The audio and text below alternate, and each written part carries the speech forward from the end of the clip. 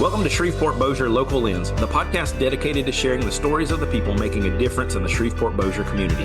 Hosted by Jeremy Sutton, each episode dives deep into inspiring conversations with local leaders, creators, and change makers who bring unique perspectives and positive impact to our area.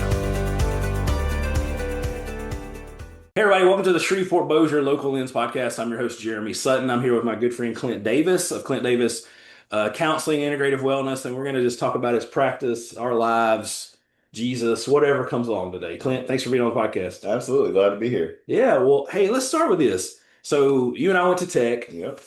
Came over here to the Shreveport Bossier area, started Clint Davis Counseling. What did that look like, and what kind of went into the decision to start your business? Yeah, so I actually was talking about this weekend. We were kind of going through the timeline because I think next year it'll be open 10 years. Wow. Which is crazy. Yeah, I didn't realize it had been that long. 2017. So I came from, when we graduated from Tech, I moved to California. Right. And got my master's in marriage and family therapy at Fuller Theological Seminary. And when I came back to Shreveport, I came back to Bossier. At the time, I didn't know the difference. Yeah, I didn't either. I'm from here, right. So we were living in Bossier. I would tell people I live in Shreveport, and people would be like, "You don't live in Shreveport. You live in Bossier." I didn't realize there was a war between the rivers, and so I figured that out. Now I live in Shreveport. Yeah, right. And so we moved to Bossier. I was working in Shreveport doing odds and ends as a counselor. There wasn't really a whole lot of jobs open.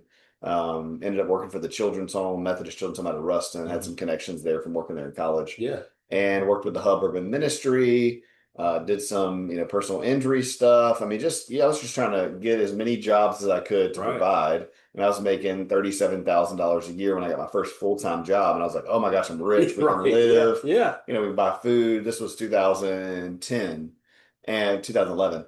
And like I said, about 6 years into that, I was working for Samaritan Counseling Center, the Children's Home, and the Hub. And I ended up kind of quitting all of those things and starting Clint Davis Counseling. Some things that happened with the businesses where I wasn't happy with it.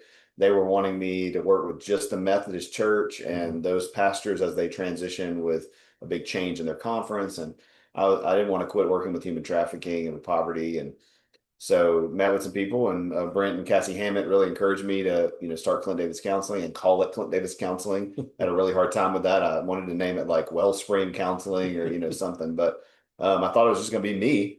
And so, yeah, man, I just kind of took the leap and started the practice. I had no clue what I was doing or how to do it. And just started by myself. And shortly after that, hired a couple people. And then it just kind of grew. Right.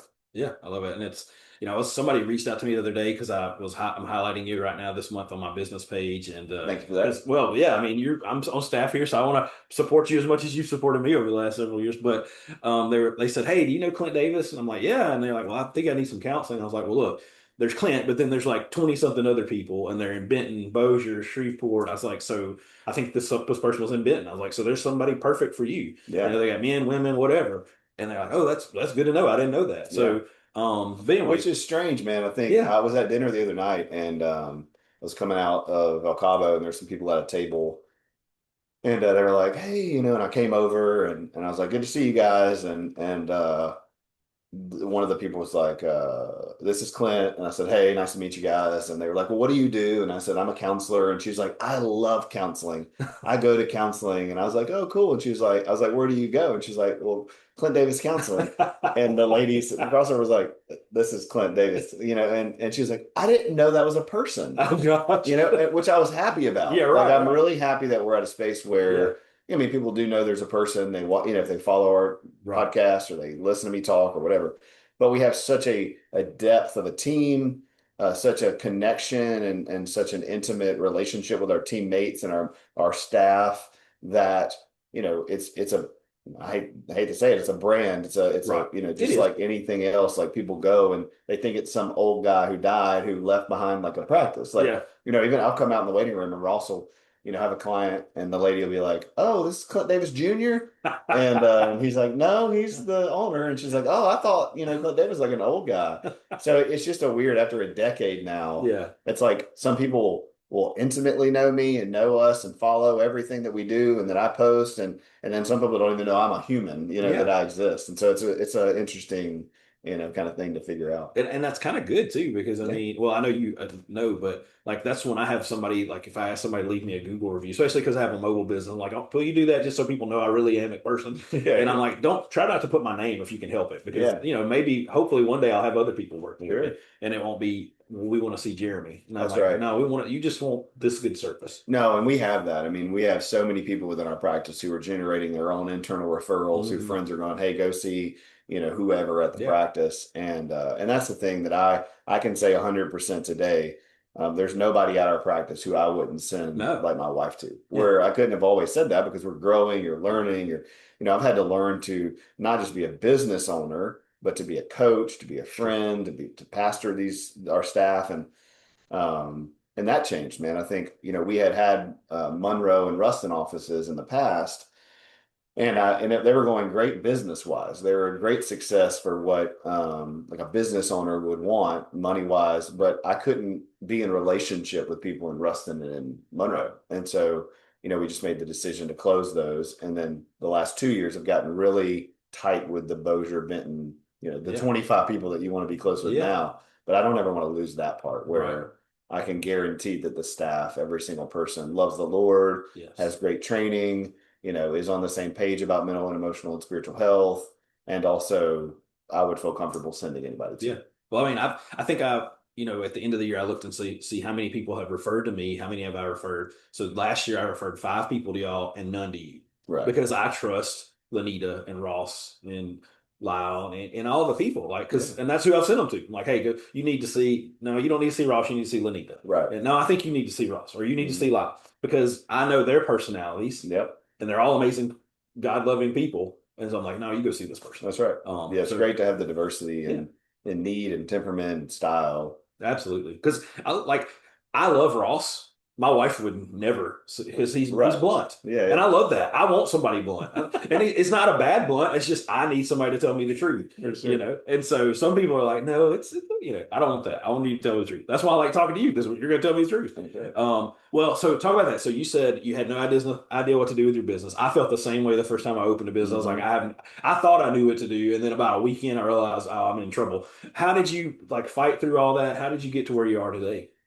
Well, a lot of failure, Okay, a yeah, lot of mistakes, a lot of hindsight going, oh, we're supposed to fill that paperwork out. Oh, we're supposed to turn that into the state. Oh, I'm supposed to know like what percentage to take from people to pay the bills. How much money do you pay for marketing? Like, right, well, I mean, you don't know any of the, oh, I didn't know any of yeah. those No, I things. didn't either. I didn't plan on, within the first 2 years having 8 people. And so, I remember for everybody who runs a business, it's like, you go from being a track star, doing your own thing, running the race yourself, to being golfing buddies. You have 3 or 4 people you play golf with, you're kind of all on the same team, you're hanging out all the time and talking. Then you get to kind of a basketball team and you're like, okay, I have to run this, and there's special players and some people sit the bench, and then we were about to go to an NFL team, and I was Yeah, like, I don't want that. I can yeah, handle maybe a basketball team, yeah. but I can't do the rest. And so, we've had some amazing therapists who have come in and out, some who've left here and started their own practice, who just wanted to run their own business. And, Yeah. that's great. So in some ways we can be an incubator where people come in, come out of grad school, or they come from another mental health world where they go, man, I just need to be here for a couple of years and heal and get healthier and get some supervision and be in a great community. And then they go, hey, I want to kind of go do this myself. And that's been, fantastic. The more the merrier. But the main thing that we have is people coming in and being like, oh man, this culture is different. And I want to be here forever because we get taken care of. We love on each other. So learning how to do that well, has been a trial and error. And I think that's been the hardest thing. Money, referrals, marketing, at the end of the day, the Lord has blessed us in ways that I can't take any credit for. I Hmm. mean, things just continue to do good work. People continue to send you people. And I think that's been the biggest lesson is to make plans, but hold them very loosely and ask God kind of, what do you want to do? But the thing I've learned the most is with business is relationships are paramount. I Yeah. mean, I could spend $1,000 on a marketing campaign or $1 million on a marketing campaign, and unless I'm Gordon McKernan, Yeah. it ain't helping me. Right. But if I show up to a shooting, if I show up to somebody getting burned, if I show up to a kid who passed away in an accident, for no reason other than I love our community. Hmm. If we do that, then people know you. Hmm. Yeah. I went to the card show this weekend and we had a booth, and I love that people are into cards and trading cards and all these things. It's like, what a better things than drugs and alcohol and Yeah. nonsense for kids to be into.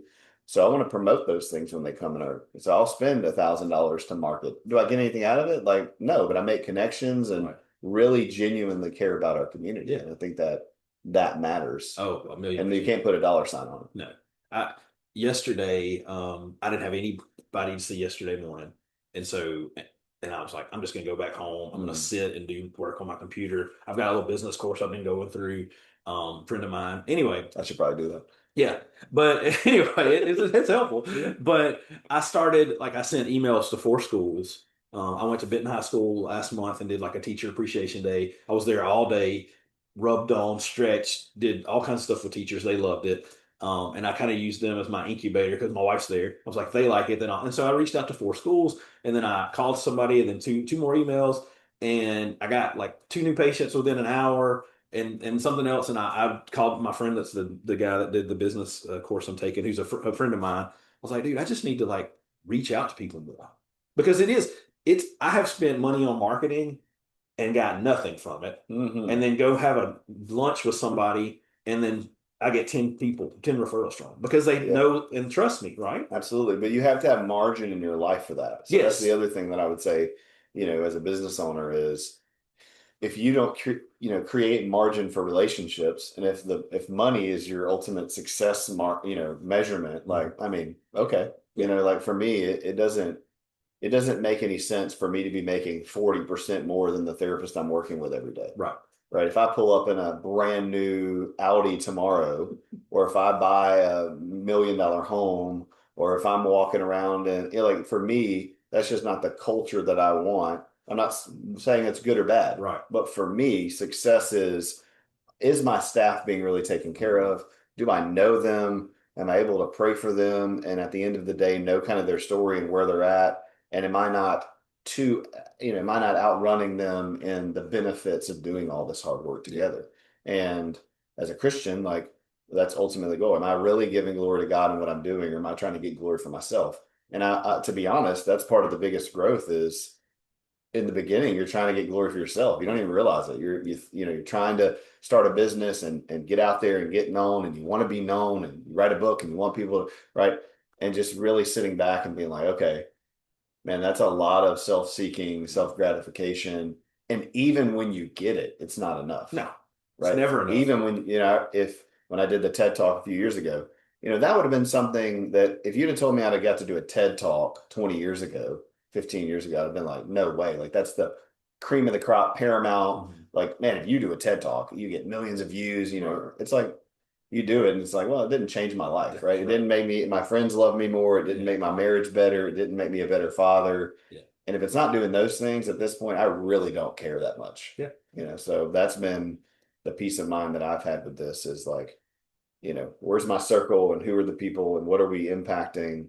And let's just do that well. Mhm. Yeah, I mean, I think well, one, what you're saying is absolutely spot on because you are trying to get attention to you, like in the beginning, because it's a business that's new. You have to Hmm. survive, but then you start to realize, like, hey, this is like one, this is what God put me on earth for. This is what God put you on earth for. Like, we're here to serve Him ultimately. So how can we bring attention to Him? And you told me something 6 or 7 months ago, and I was like, I think I'm going to lose this referral source. And you're like, well, God's been supporting your business, don't you think you can support it without? And then literally lost that referral source and then had my best month ever. And I texted somebody this morning. I was like, I've just figured out like if God's running this, it's fine. Like that's where my referrals are coming A from. hundred percent. Because somebody called me from Dallas this week and like found me online and I don't spend any money online. Yeah, I see it. And like he's like, oh, I saw your website. It looks like you're the expert. I'm like, yeah, I sure am.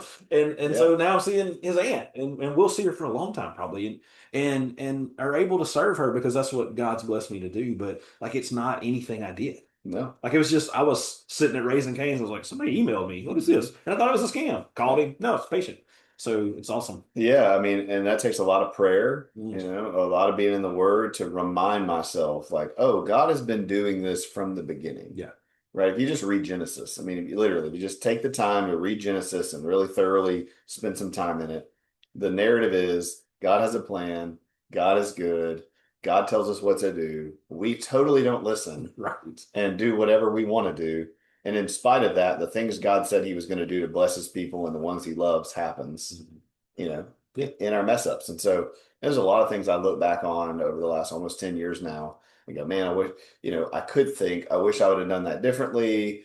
And yeah, if it wasn't good, I wish I would have. But man, I've learned so many lessons that have shaped me into who I am today as a leader, as a business owner, as a father and husband and Christ follower that, I mean, I don't regret any of it, Yeah. and I try to um, learn, and go into situations really telling God, like, hey, I'm not going to freak out about this. Like, I'm Yeah. going to trust that you're going to work Right. this out because the last time something happened or there was a change Right. or something surprised me, I was like, oh man, what's going to happen? It's like, well, God's like, well, what did you think I did the Yeah. last 25 times in your Yeah. life that Right. this has happened? And Yeah. so, like you said, if a referral search doesn't happen or Yeah. I don't go somewhere or the book doesn't sell, it's like, Right. okay, well, then God has a plan.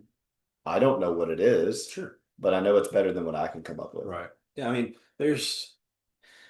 I said years ago I would never start a self-pay mobile physical therapy business, and that's what I'm doing, and I absolutely love it. Mm. And I've never been happier in what I'm doing, and that's what God's plan was ultimately. I mean, I didn't. This wasn't the road I wanted to go down. No, you and I had this conversation like when you were branching out, and I was telling you like, and this is what I tell anybody that's listening to this, like you can do whatever you want to. Yeah. Like you can make it. Yeah. Like, Absolutely. like if you are in a job or in a situation that you're miserable in and you're not happy and you're not like thriving and the people around you are not happy, stop doing it. Yeah. Right. Start making a plan, find a coach, find a Yeah. counselor Yeah. who can like help you slowly walk through that, right? Maybe not rip the band-aid off and just quit today, but like go get a training, go look at another Yeah. degree, go look at another career, take a risk and get out there. And especially in our area, if you have good relationships and if you are honor your word and reciprocate and actually like go out of your way to help people that you're not going to benefit from, right? That no one will know that you Right. did that, Yeah. right? That you do those things in private. I think it's super, super important to live your life that way. Like, see people for free, make that hard call, have boundaries, right? Yeah. Right. But those are the things that make a huge difference over time. Is nobody will ever know you did it Mhm. unless that person tells them. Yeah. And have those deep relationships where you really are modeling like I care about what I do because I believe in it, not just because it's going to provide a paycheck or some Mhm. benefit. Yeah. So let's go back to this. You talked Sure. about putting margins in for building relationships. I mean, you're one of the busiest people I know, and so how do you do that intentionally? Everybody says that. It's so funny. I'm really busy from 9 o'clock till 5 o'clock. Yeah. My day's usually booked out, Right. but like, so I'll just like tell you my schedule on Mondays, right? It's a pretty busy day. I know I'm going to meet with clients. I'm going to see 6 or 7 people that day. I'm going to have a staff meeting or the alternative, Monday. It's because every other week staff meeting. I meet with a pastor for lunch and help him. He helps me. We talk. And then I might see a church member or two from our church. Mhm. Then Tuesday, I don't see clients. So I get up in the morning, see my kids, do Bible study, do those kind of things. I go to prayer in the morning. I usually have a 9 o'clock staff meeting with staff members to process with them and see how they're doing. And then from 11 to 1, I go to jujitsu. Okay, so I go take care of myself. I do something I love, connect with those guys. Then I come back in the afternoon and meet with my pastor for a couple of hours. He works on me. We talk about the church and caring for souls. And then I may see a client at 4, or I may have another meeting with a therapist or a pastor just to encourage them. And then I'm home. Wednesday, I do stuff like this. I do the podcast. I set up the podcast. I see some clients. Um, and then Thursday and Friday are usually pretty busy client Yeah. days. And on Thursday, I go to jujitsu as well. So I have Right. a block of 2 hours where Yeah. I go to jujitsu again. So, And then when I'm home, You're home. I'm home. We're playing board games. We're jumping to the trampoline. We're hanging out and having dinner with our friends. We're having our friends over to have dinner. Like we don't do a whole lot of that, sports and activities Right. unless they're during the day, unless there's something the kids can go to, jujitsu, guitar, piano during the day. So my margin throughout the week is I can create time for relationships, for coffee, to take care of myself, to see my friends, to see my peers. And I lose a lot of money doing that, Mm-hmm. right? Every Sure. week, I look at my schedule and go, well, if I saw two more Right. clients on Tuesdays and Thursdays and didn't go to jujitsu, Right. I would make $1,200 more dollars a month. Right. That's 30 more thousand Yeah. dollars a Right. year. But like the value of going and taking care of myself, the value of doing something that's in the middle of the day that like I can release all the trauma that I've heard because I know I'm going to come back to it in the afternoon. Like it's invaluable. Going and meeting with my friends for coffee and confessing sin and talking through what we're doing and praying and being and encouraging one another, it's invaluable. Yes, I could work another hour. Yes, there are clients who want to see me who'd pay me $500 an hour to see them if Right. I would. Yeah. But it's that margin at the end of the year. I'm a healthier, more centered, more present person, and you couldn't pay me 50,000 more dollars to do that. Right. Like it's not worth it. Yeah. Right? What am I going to do? I'm burnt out. I'm on vacation, annoyed. Right. I'm going to, wherever with my kids, but like, I'm just done. Yeah. But I don't usually hardly ever in the day going, oh, I'm so glad I'm off work.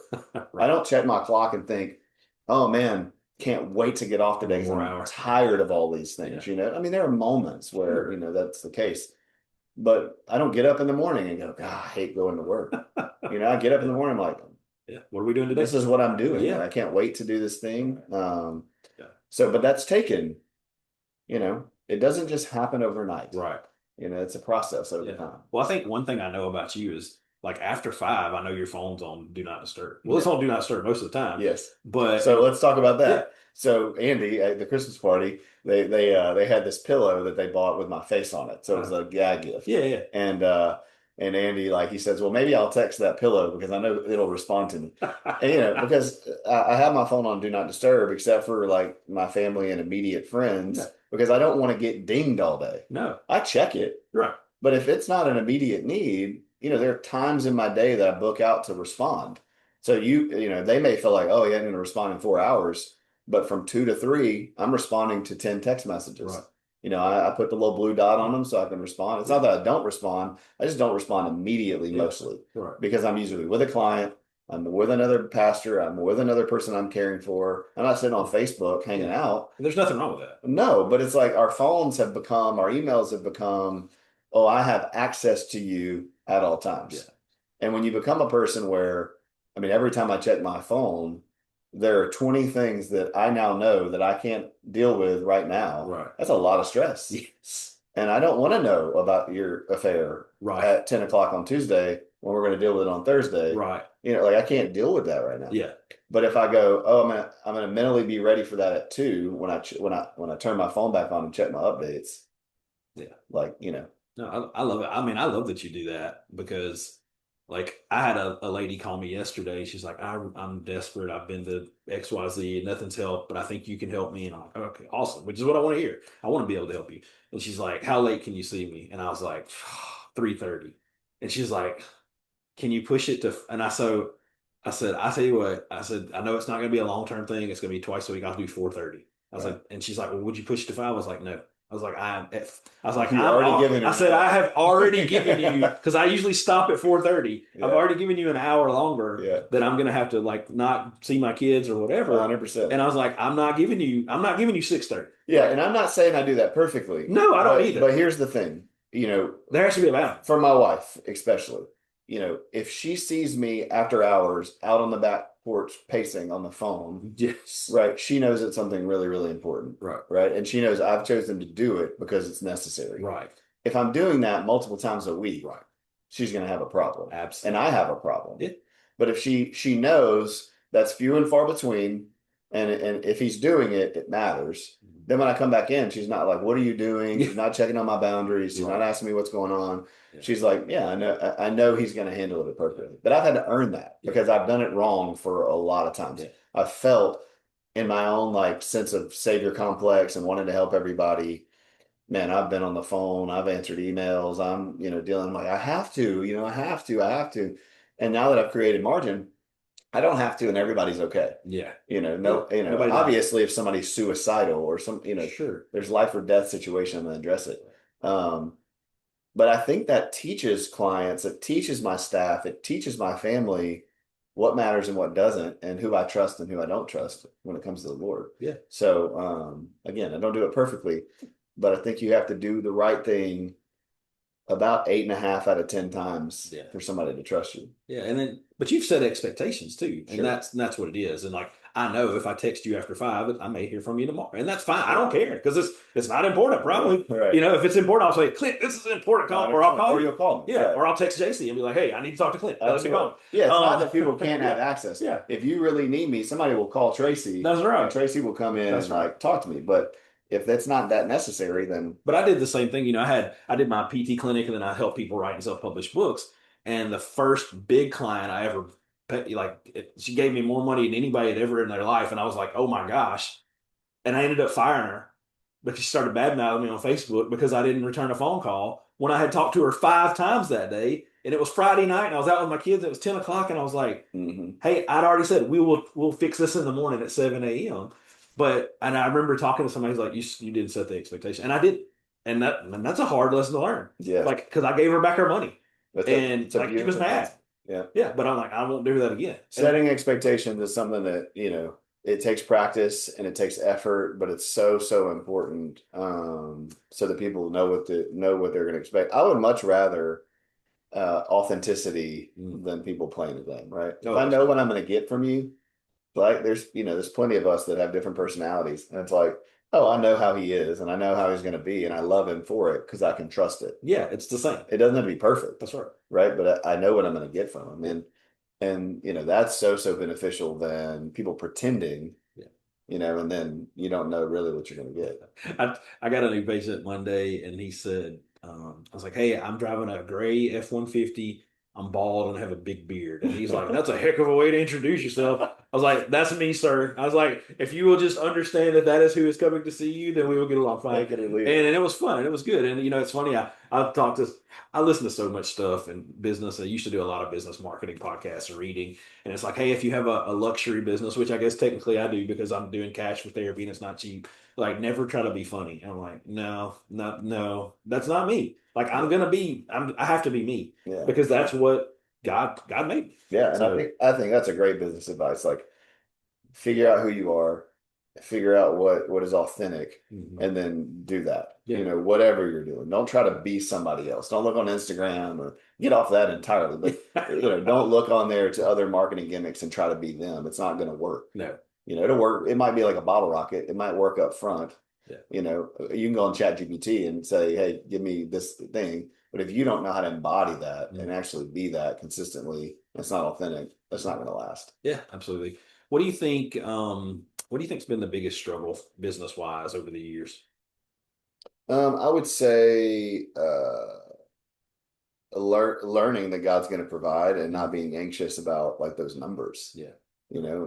I see a lot of the new therapists here who come in their first couple of years, like we just talked about this morning at staff meeting, but like Christmas hits and people take breaks, Yeah. yeah, Yeah. or people flood you. Yeah. You get either side of it depending Yeah. on the year. But you don't have enough time and grade to realize that's just how it is. Mhm.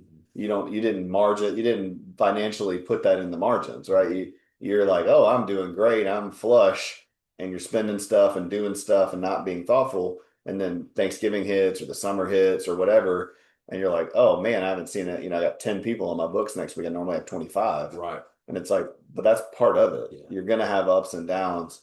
Like it's the long term, Yeah. view that you have to have in the same way that I took 2 weeks off. And before I, before I left, I was like, well, I could see 7 people on Right. both Mondays Yeah. and make X, Y dollars, and that would pay for this. Yeah. And I was like, You just no, rest. I'm not going to do that. Like, I want to, Yeah. but like, and I feel bad for the client for like having 2 weeks off, but they need it. Yeah. They need to see that they can survive, Yeah. You can just, for 2 weeks and you're okay and feel empowered and like, oh, okay, the work we've done this year worked. And so I'd say that's probably the biggest lesson is not getting anxious and predicting a low season or what I would say is unproductive. And then because I feel anxious and unproductive, I'm unproductive. yeah. Like if Not it's do, yeah. slow, take that time to come up with something, create something, go have a relationship, build a referral source, take the time and energy that doesn't give you immediate gratification and pay you and trust that in the long run, that's going to be something that'll send you 10 clients. Mhm. So, somebody will book me to go speak at a church for, $300, 2 hours from here. Now, sometimes I can't do it, Right. but sometimes I'm like, well, one, it's needed, and two, that will lead to Something else. something else that will pay me more later. And Yeah. so, what I've learned over the last 5 years, especially of speaking, is it all works out in the wash. Yeah. You know. Yeah, when we had our first business, which was a total disaster, but I told my wife, I was like, I'm just going to market to women over 50. And she's like, well, do you think that's a good idea? And I wrote a lady's name down and I wrote 12 names, and it was all of her family that I had seen in that year Uh-huh. because I did a good job with her. I Right. was like, because she's telling everybody, like Mhm. most of the time my wife told me what doctor to go to or whatever because I'm like, I don't know who to see because I'm not from here either, right? Like That's right. the first date Monica and I went on, I said something about being in Shreveport. She's like, we're sitting in Bossier. You realize we're in Bossier right now. Yeah, I'm no. like, is it that big of a deal? Well, yeah, it is. Yeah. But it wasn't to me. But anyway, so yeah, just I love that. Be authentic. Relationships is how I've built everything as Mhm. well. So I love it. Talk about the last thing I'll ask you is talk about writing the book and what kind of impact have you seen from that? Yeah, writing the book was it's like I'd already forgot it, like because it's like that was 2 years ago now, and it's crazy. It's like again, like the TED Talk, you think, oh, I'll never write a book. But what happened is I was traveling and speaking and really, trying to protect kids and having these conversations and hearing it from clients and hearing it all over the place and just going to places and kind of pointing out the dumpster fire of a society that we live in. And then I would leave with nothing to give them. And I couldn't really point them to a specific book, or my friends are calling me and saying, hey, my kid got into this, my teenager got into this. What do I say? What do I do? And I was like, okay, you do this. I felt like I had answers. And so like, I just got to the point where I was like, well, I want to be able to put all of that I've learned for 20 years into something that I can just hand it the average parent. Yes, a clinician, yes, a psychologist, yes, a doctor, but like an average parent who's like, I don't know any of this stuff. Just tell me what to do. And so, I just sat down and started kind of getting my talks together, getting some podcasts together. And I just built out the chapters, wrote what I wanted to write, and then I kind of, made it thicker, Mhm. smaller as we went. And I wrote it really quickly. And then it took about a year and a half of editing, getting references, getting all the references in the back and all those kind of things. And that was a great process. And so that launched 2 years ago. Building Better Bridges is the name of the book.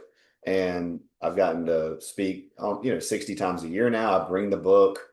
And like yesterday, I spoke at Bossier Parish, all the school counselors, and they bought 20 or 30 books. The day before I went to a school, they bought 20 books. Mhm. So it's like I have to keep ordering them and bringing Right. them with Yeah. me. But the feedback has been incredible. Just Yeah. people saying, man, this saved our life, this saved our marriage, this saved our kids.